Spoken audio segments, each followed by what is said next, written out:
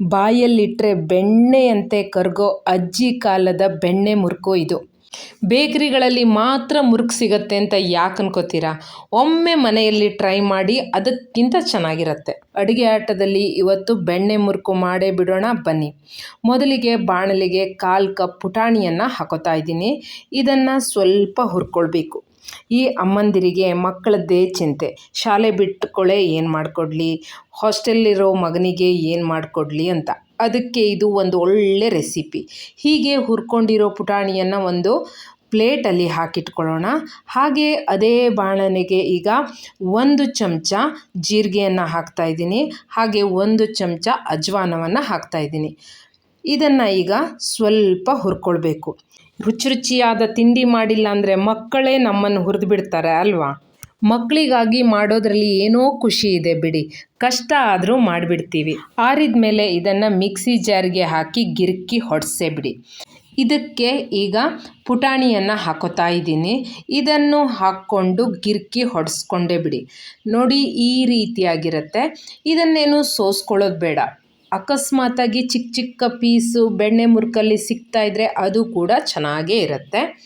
ಹಾಗೆ ಈಗ ಅದೇ ಬಾಣಲಿಗೆ ನಾನು 1 ಲಿಂಬೆ ಗಾತ್ರದಷ್ಟು ಬೆಣ್ಣೆಯನ್ನು ಹಾಕೋತಾ ಇದ್ದೀನಿ. ಬೆಣ್ಣೆ ಮುರುಕಿಗೆ ಬೆಣ್ಣೆ ಹಾಕಿಲ್ಲ ಅಂದ್ರೆ ಆಗುತ್ತಾ? ಈಗ ಇದಕ್ಕೆ 2 ಕಪ್ಪು ಜೋಳದ ಹಿಟ್ಟನ್ನು ಹಾಕೋತಾ ಇದ್ದೀನಿ. ನೀವು 1.5 ಕಪ್ ಜೋಳದ ಹಿಟ್ಟು, ಅರ್ಧ ಕಪ್ಪು ಅಕ್ಕಿ ಹಿಟ್ಟು ಬೇಕಾದರೂ ಹಾಕ್ಕೋಬೋದು, ಚೆನ್ನಾಗಿರುತ್ತೆ. ಹಾಗೆ ನಾವು ಮಿಕ್ಸಿ ಜಾರಲ್ಲಿ ಪುಡಿ ಮಾಡಿಟ್ಕೊಂಡಂತಹ ಪುಟಾಣಿ ಪೌಡ್ರನ್ನ ಹಾಕೋತಾ ಇದ್ದೀನಿ. ಹಾಗೆ 1 ಟೀ ಸ್ಪೂನ್ ಅಚ್ಕಾರದ ಪುಡಿ, ರುಚಿಗೆ ತಕ್ಕಷ್ಟು ಉಪ್ಪನ್ನು ಸೇರಿಸ್ತಾ ಇದ್ದೀನಿ. ಒಂದು ಸ್ವಲ್ಪ ಇಂಗನ್ನು ಹಾಕ್ಕೊಂಡೆ, 1/4 ಸ್ಪೂನಷ್ಟು. 2 ಚಿಟಿಕೆ ಅರಿಶಿಣವನ್ನು ಹಾಕ್ಕೊಂಡೆ. ಈಗ 1 ಟೇಬಲ್ ಸ್ಪೂನ್ ಎಳ್ಳನ್ನು ಹಾಕೋತಾ ಇದ್ದೀನಿ. ಹಾಗೆ ಒಂದು ಸ್ವಲ್ಪ ಬೇವಿನ ಸೊಪ್ಪನ್ನು ಸಣ್ಣದಾಗಿ ಹೆಚ್ಚಿಕೊಂಡು ಇದಕ್ಕೆ ಹಾಕ್ಕೊಂಡಿದ್ದೀನಿ. ಇದು ಆಪ್ಷನ್ನು, ಬೇಕಾದರೆ ಹಾಕ್ಕೊಳ್ಳಿ. ಈ ರೀತಿಯಾಗಿ ಒಮ್ಮೆ ಮಿಕ್ಸ್ ಮಾಡಿಕೊಂಡು ಆಮೇಲೆ ಬಿಸಿ ಬಿಸಿ ನೀರನ್ನು ಹಾಕೋತಾ ಇದ್ದೀನಿ. ನಿಧಾನಕ್ಕೆ ಕಲಿಸ್ಕೊಳ್ಳಿ. ಯಾಕೆ ಅಂದರೆ ಬಿಸಿ ನೀರಾಗಿರುತ್ತೆ, ಕೈ ಸುಡೋ ಸಾಧ್ಯತೆಗಳಿರುತ್ತೆ. ಆರೋಗ್ಯ ಬೇಕು ಅಂದರೆ ಮನೆಯಲ್ಲೇ ಈ ರೀತಿ ತಿಂಡಿಗಳನ್ನು ಮಾಡ್ಕೋಬೇಕು. ಸ್ವಲ್ಪ ಸ್ವಲ್ಪವೇ ನೀರನ್ನು ಹಾಕ್ಕೊಂಡು ಕಲಿಸ್ಕೊಳ್ತಾ ಹೋಗಬೇಕು.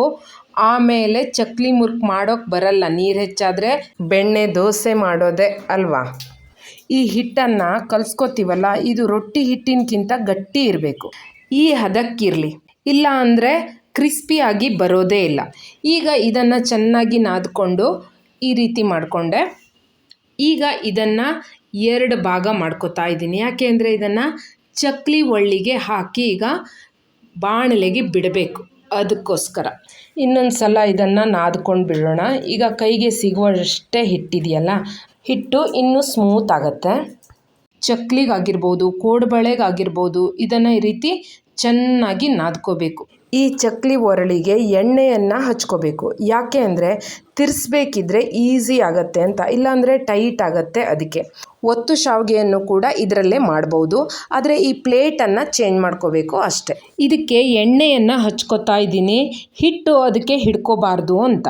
ಏನು ಗೊತ್ತಾ, ನಮ್ಮ ಬದುಕಿನಲ್ಲೇ ಹಾಗೆ ಕೆಲವೊಂದಿಷ್ಟು ರುಚಿಗಳು, ಕೆಲವೊಂದಿಷ್ಟು ವ್ಯಕ್ತಿಗಳು ನಮ್ಮನ್ನು ಯಾವಾಗಲೂ ಕಾಡ್ತಾನೇ ಇರ್ತವೆ. ಹಾಗೆ ಕಾಡೋ ರೆಸಿಪಿಗಳಲ್ಲಿ ಈ ಬೆಣ್ಣೆ ಮುರುಕು ಕೂಡ ಒಂದು. ಸಾಮಾನ್ಯವಾಗಿ ಎಲ್ಲರೂ ಕೂಡ ಇಷ್ಟಪಡುವಂತಹ ರೆಸಿಪಿ ಇದು.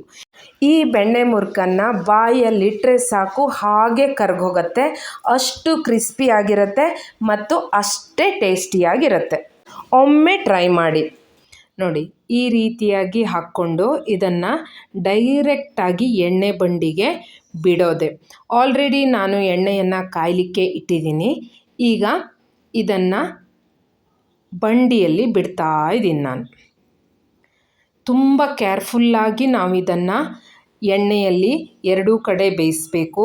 ಯಾಕೆ ಅಂತಂದರೆ ತುಂಬ ಸಾಫ್ಟಾಗಿರುತ್ತೆ, ಪುಡಿ ಪುಡಿ ಪುಡಿ ಆಗಿಬಿಡತ್ತೆ ಇಲ್ಲ ಅಂತಂದರೆ. ಹೀಗೆ ರುಚಿಯಾದ ಅಡುಗೆಗಳನ್ನು ಅಡುಗೆ ಆಟದಲ್ಲಿ ಮಾಡ್ತಾ ಇರೋಣ. ಅಕ್ಕಿ ಹಿಟ್ಟಲ್ಲಿ ಮಾಡಿದ್ರೆ ಕೆಲವೊಮ್ಮೆ ಗಟ್ಟಿ ಆಗಿಬಿಡತ್ತೆ ಅನ್ನೋ ಹೆದರಿಕೆ ಇರುತ್ತೆ.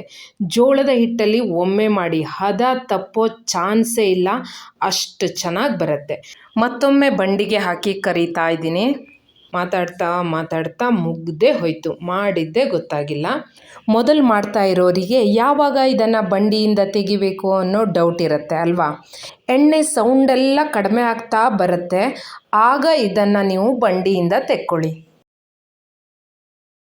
ಬಾಯಲ್ಲಿ ಇಟ್ಟರೆ ಕರ್ಗೆ ಹೋಗುತ್ತೆ, ಅಷ್ಟು ಚೆನ್ನಾಗಿರುತ್ತೆ. ಹಾಸ್ಟೆಲಲ್ಲಿರೋ ಮಕ್ಕಳಿಗೆ ತಾಯಿಗೆ ಏನು ಮಾಡಿಕೊಡ್ಲಿ ಅಂತ ಚಿಂತೆ ಇರುತ್ತೆ, ಅದಕ್ಕಾಗಿ ಇದನ್ನು ಮಾಡ್ಕೋಬೋದು.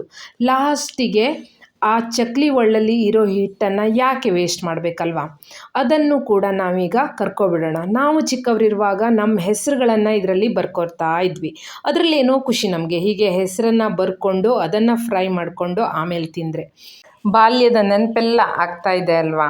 ಅದಕ್ಕೆ ಹೇಳೋದು ಅಡುಗೆ ಆಟ ಅಂತ. ಇದೆಲ್ಲವನ್ನು ಬಂಡಿಗೆ ಹಾಕಿ ಕರ್ಕೊಳ್ತಾ ಇದ್ದೇನೆ. ಎಷ್ಟು ಚೆನ್ನಾಗಿರುತ್ತೆ ಇದು ಕೂಡ. ಮಕ್ಕಳಿದ್ರಂತೂ ಈ ರೀತಿಯೆಲ್ಲ ತಿನ್ನೋಕ್ಕೆ ತುಂಬ ಇಷ್ಟಪಡ್ತಾರೆ. ಒಮ್ಮೆ ಟ್ರೈ ಮಾಡಿ, ಜೋಳದ ಹಿಟ್ಟಲ್ಲಿ ತುಂಬ ಟೇಸ್ಟಿಯಾಗಿರುತ್ತೆ. ಒಂದು ಸ್ವಲ್ಪನೂ ಕೂಡ ಆಯಿಲಿ ಆಗಿಲ್ಲವೇ ಇಲ್ಲ, ಅಷ್ಟು ಚೆನ್ನಾಗಿದೆ. ಟೀ ಜೊತೆಗೆ ಅಂತೂ ಸಖತ್ತಾಗಿರುತ್ತೆ. ಮಕ್ಕಳಿಂದ ದೊಡ್ಡವರವರೆಗೂ ಕೂಡ ಎಲ್ಲರೂ ಇಷ್ಟಪಡ್ತಾರೆ. ಒಮ್ಮೆ ಟ್ರೈ ಮಾಡಿ, ಮಿಸ್ ಮಾಡಲೇಬೇಡಿ. ಹೀಗೆ ಅಡುಗೆ ಆಟದಲ್ಲಿ ಮತ್ತೆ ಮತ್ತೆ ಭೇಟಿಯಾಗ್ತಾ ಇರೋಣ. ಸಬ್ಸ್ಕ್ರೈಬ್ ಮಾಡ್ಕೊಳ್ಳಿ, ಲೈಕ್ ಮಾಡೋದನ್ನು ಮರಿಬೇಡಿ. ರೆಸಿಪಿ ಹೇಗಿತ್ತು ಅಂತ ತಿಳಿಸಿ, ಶೇರ್ ಮಾಡೋದನ್ನು ಮರಿಬೇಡಿ. ಧನ್ಯವಾದಗಳು.